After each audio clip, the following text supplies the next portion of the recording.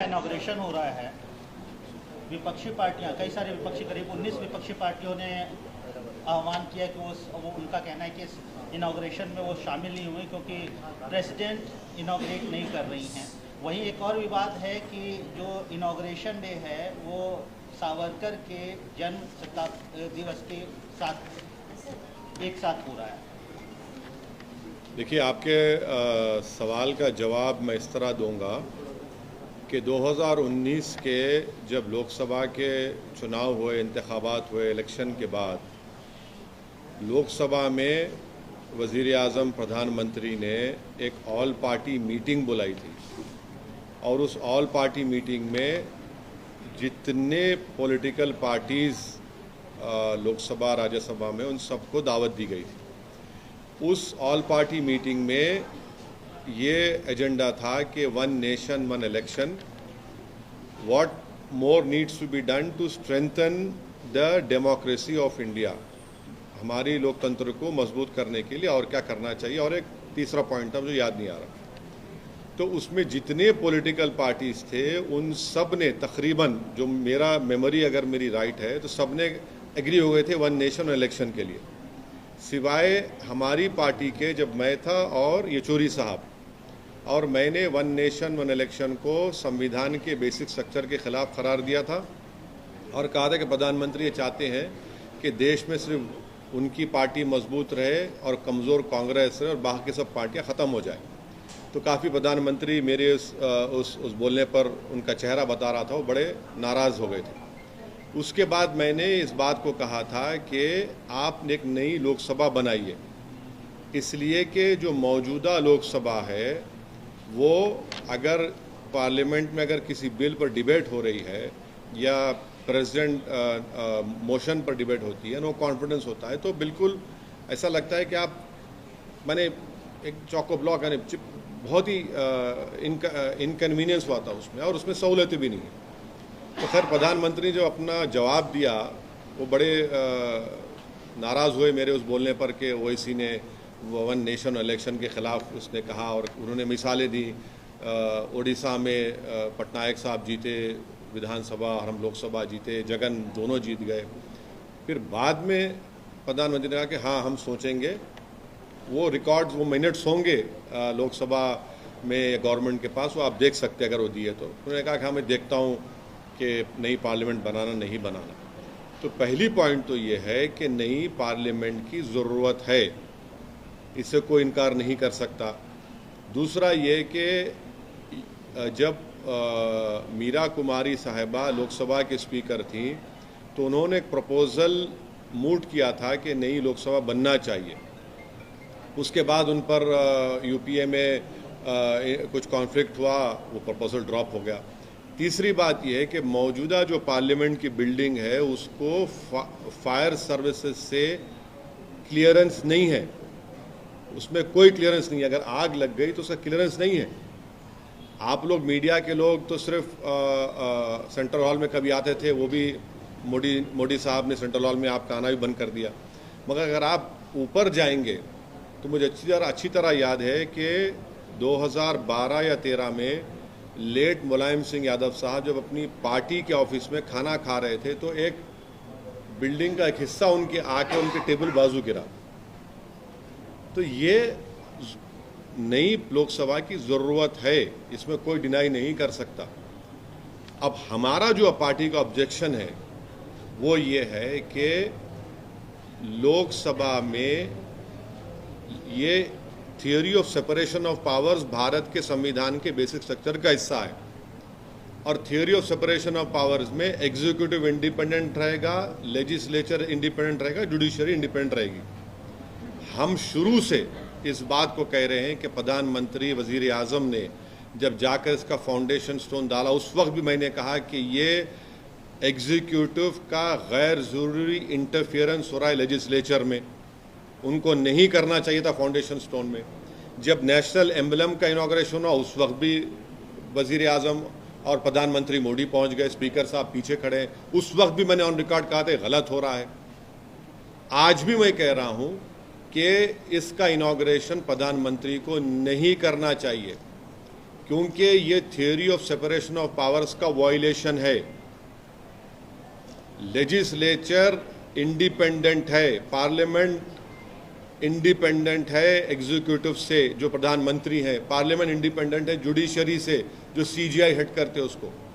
तो इसीलिए हम इसका अपोज कर रहे हैं कि प्रधानमंत्री को, वजीर आजम मोदी को इस नई पार्लियामेंट की बिल्डिंग का इनॉग्रेशन नहीं करना चाहिए, क्योंकि ये theory of separation of powers का ग्रॉस वायलेशन है। ये स्पीकर के डोमेन में, लेजिस्लेचर के डोमेन में एग्जीक्यूटिव इंटरफियर हो रहा है।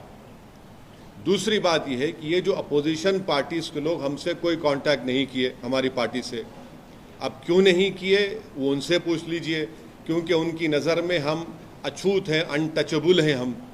मगर वो लोग जो बोल रहे हैं कि प्रेसिडेंट को करना चाहिए, वो भी गलत है। वो गलत है, इसलिए गलत है क्योंकि आर्टिकल 53(1) पढ़िए आप लोग।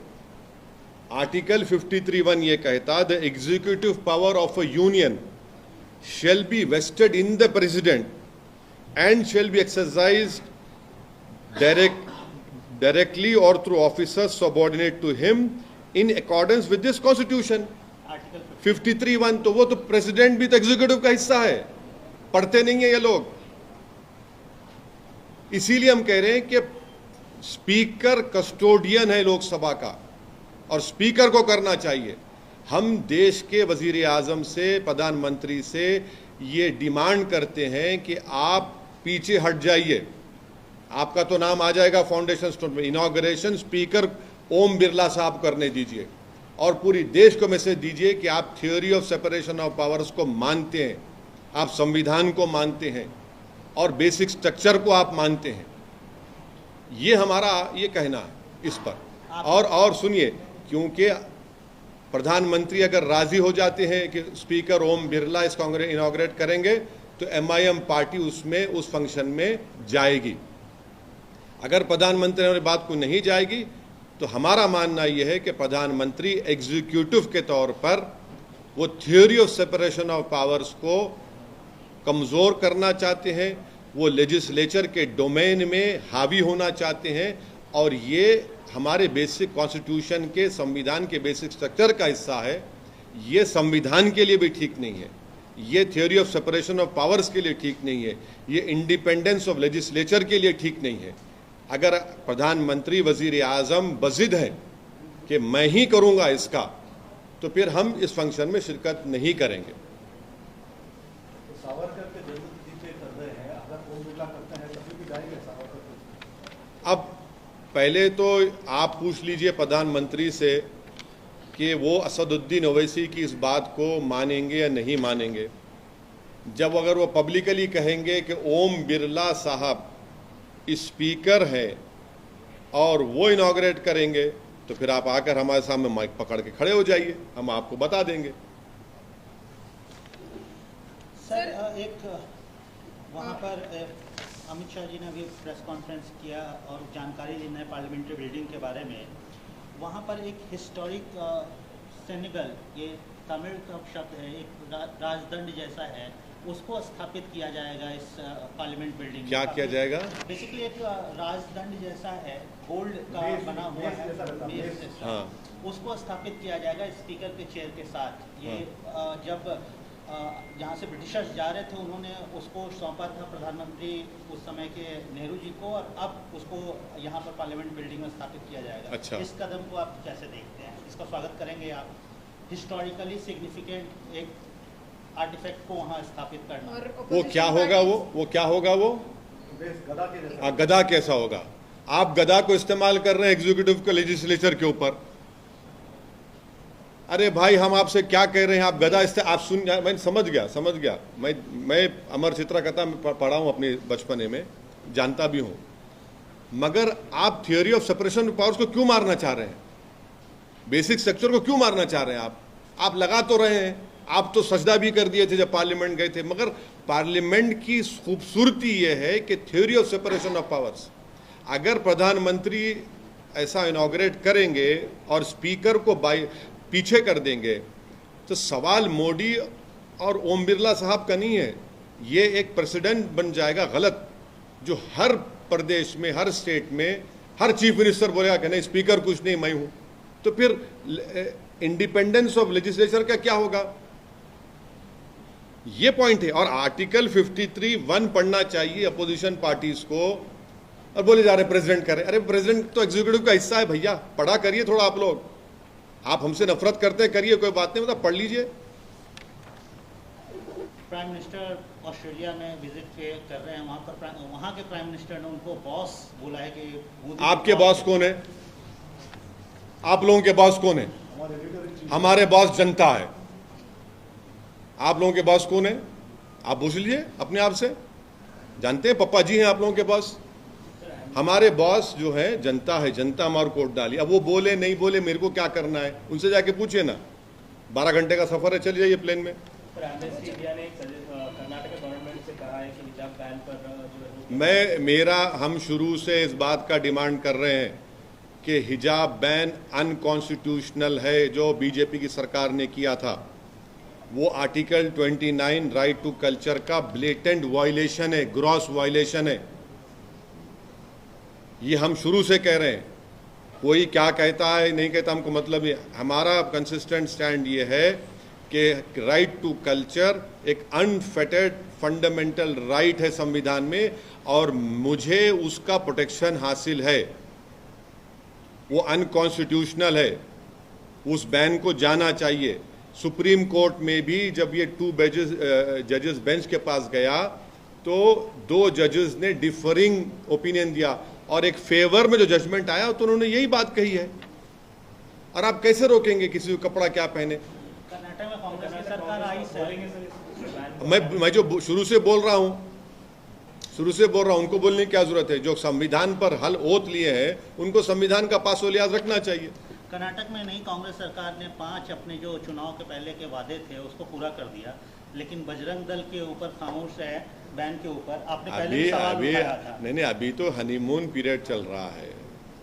इब्तिदाई इश्क देखिए आगे होता है क्या? अभी छोड़िए ना, इतने जल्दी उन लोगों को आप क्यों बोलेंगे? अभी तो अब शुरुआत हुई है उन लोगों की, अभी तो आगे जाना है। थोड़ा टाइम दीजिए उन लोगों को, उसके बाद फिर ये सब सवालात आपके वाजबी हैं। जनता देखेगी, मगर अभी इतनी जल्दी क्यों?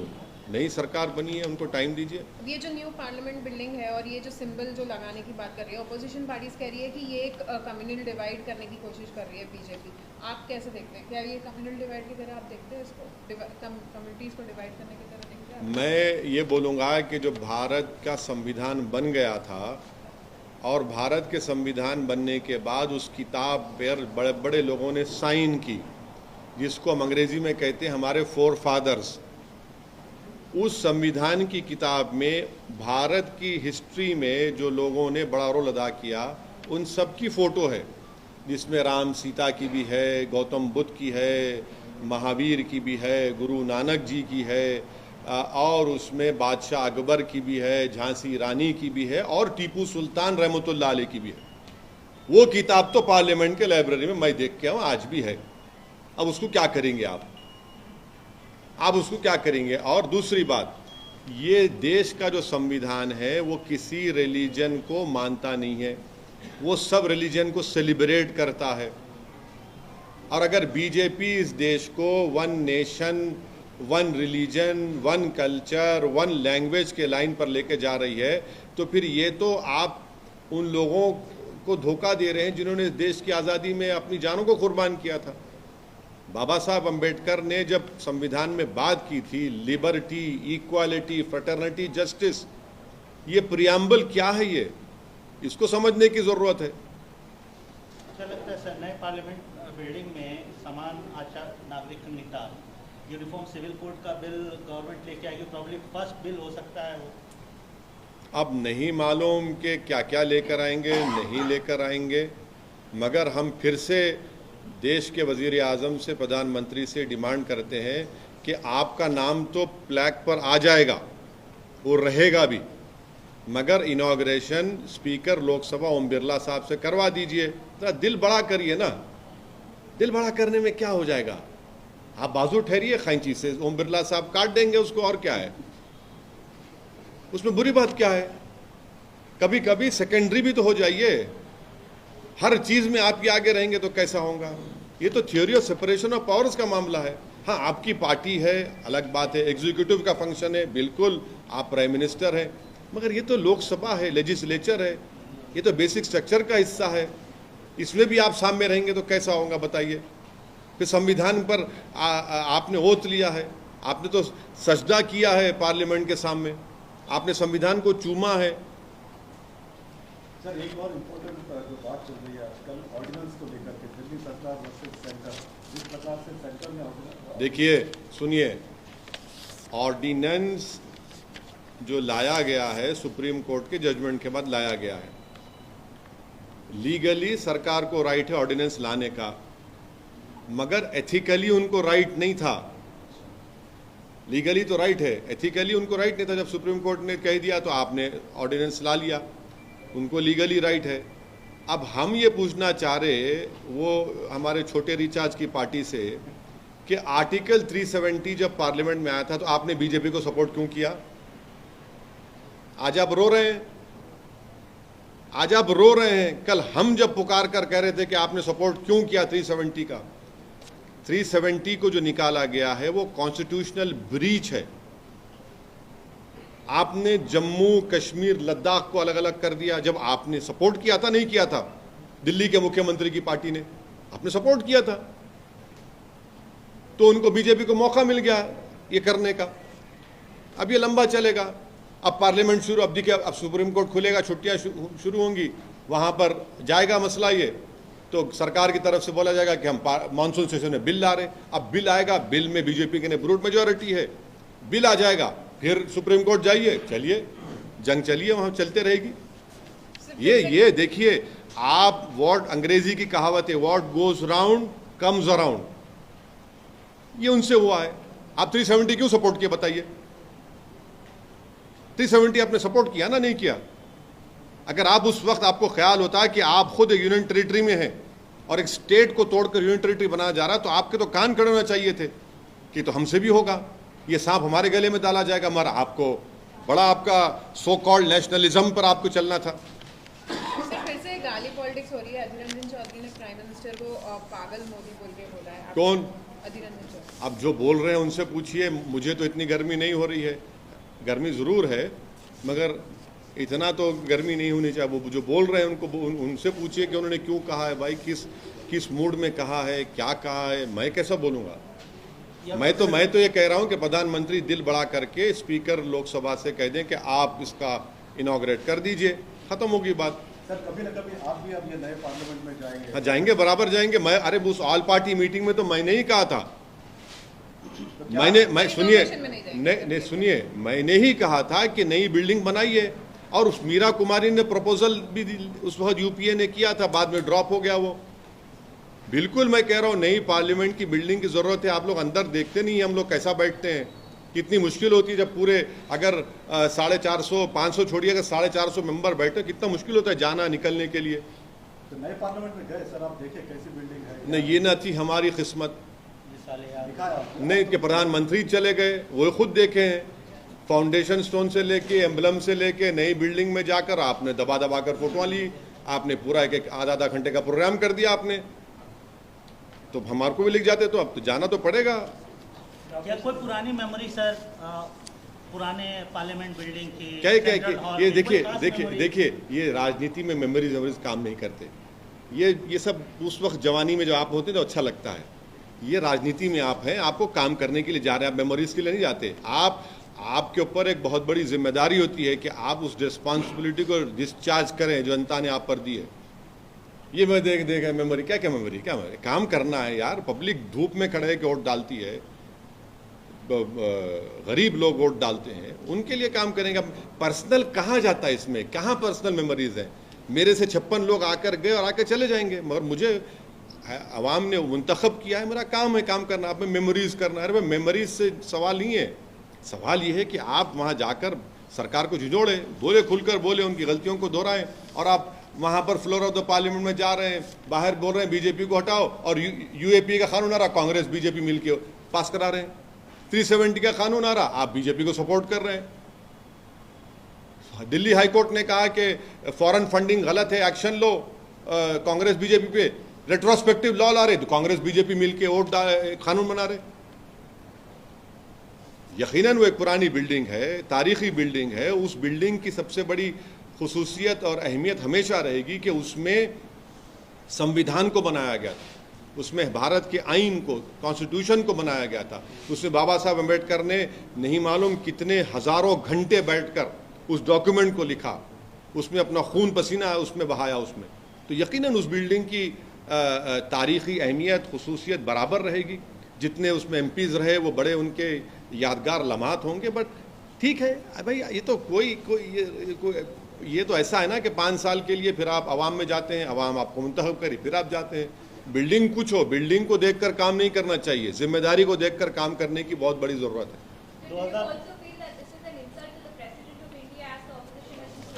No, I am of the opinion that what the opposition parties, the so-called opposition parties, the so-called secular parties, who in their view I am an untouchable, political untouchable, they are saying president, but they forget, they are talking about Article 79. I am talking about Article 53(1), which says the executive power of a union shall be vested in the president and shall be exercised directly or through officers subordinate to him in accordance with this constitution. So president is part of executive. That is why I have been saying that it is the Speaker of the Lok Sabha who is the custodian of the parliament, and the theory of separation of powers clearly tells us that legislature is independent of executive and judiciary, and in the theory of separation of powers is part of the basic structure of our constitution. The Prime Minister should not enter into the domain of legislature. The judiciary cannot enter into domain of legislature, and vice versa, legislature cannot enter into domain of executive or the judiciary. That is part of the basic structure of the constitution. So I still hope that the Prime Minister of this country would show his large-heartedness, will show his love for the constitution. As a true constitutionalist, if he is, then he should allow the Lok Sabha Speaker to inaugurate the new parliament. And if he does, then of course MIM will be there. But if the parliament is hell-bent on inaugurating because he wants to inaugurate everything, because the BJP believes that nothing happened before 2014, if the Prime Minister does that, then we will be compelled to not to attend that function. But please remember that in 2019, the first all-party meeting which was held after the Lok Sabha results had come out, I had demanded that a new parliament building should come up, and I'm sure that the Lok Sabha or the Prime Minister office must be having those minutes. I had raised this issue. Sir, यहाँ पे भी अब elections होने वाले हैं, आप भी ताबड़तोड़ इनॉग्रेशंस कर रहे हैं, भी जा रहे हैं, हाँ। तो क्या MIM शुरू कर दिया यहाँ का? देखिए, इलेक्शन के लिए तैयारी करना ये MIM की फितरत में नहीं है। आवाम की खिदमत करना 24 घंटे ये MIM की मिजाज में है, ये MIM की सोच में, MIM की फितरत है। इसीलिए कोई पॉलिटिकल पार्टी का दफ्तर इतना बड़ा नहीं है दारुस्सलाम की तरह, जहां पर हफ्ते में 6 दिन बगैर किसी की रोक टोक के 6-7 MLAs, 1 MP, 2 MLC, पूरे कॉरपोरेटर्स MIM के मेंबर बैठे रहते, आवाम की खिदमत के लिए। जनता आती यहाँ पर, जनता दरबार में अपना काम करा के जाती। तो इलेक्शन की तैयारी वो पार्टी करते हैं जो 4.5 साल सोते रहते हैं, आवाम की खिदमत नहीं करते, और इलेक्शन से 6 महीने पहले, जैसा हम उर्दू में हैदराबाद में बोलते बासी कड़ी को उबाल आ गया, तो उस तरह के काम करते। हम लोग 5 साल दबा के देख को गर्म रखते। अब उसमें कभी क्या क्या पकता अलग बात है, बट हम लोग कंसिस्टेंटली आवाम के दरमियान में रहते हैं, और ये हमारे लिए नई बात नहीं है। ये इस रिवायत को, इस रिवाज को, इस स्टाइल को, इस पॉलिटिकल खिदमत के तरीक़े को हमारे लेट सालार सुल्तान सलाहुद्दीन ओवैसी रहमतुल्लाह अलैह ने शुरू किया था। ये जारी रहेगा, ये हमारा काम करने का तरीक़ा है। वो दूसरे पॉलिटिकल पार्टीज जो है 4.5 साल सोते और हैदराबाद में बोलते मैले आँखा लेके ऐसा आँखा मल के उठते, और इलेक्शन आ रहा चलो भागना है, तो ऐसा नहीं होता। हम लोग कंसिस्टेंटली काम करते, आवाम में रहते, और ये आवाम देखती हैदराबाद की, इसीलिए हमको वोट डालती, कामयाब करती। अब मजलिस के जो मुखालिफिन हैं वो क्या ही इल्ज़ामात लगाते, हमको उसकी फिक्र नहीं है। हम अपना काम करते, बोलते ना our work is our identity, ये MIM का असल काम करने का तरीका है। कितनी सीटों पे कोई अभी तो वो बात आपको चुनाव का जब इलेक्शन कमीशन आएगा अपना डेट्स बोलेंगे, अक्टूबर नवंबर में होंगे, शायद जब भी होंगे, देखेंगे जब बोलेंगे आप।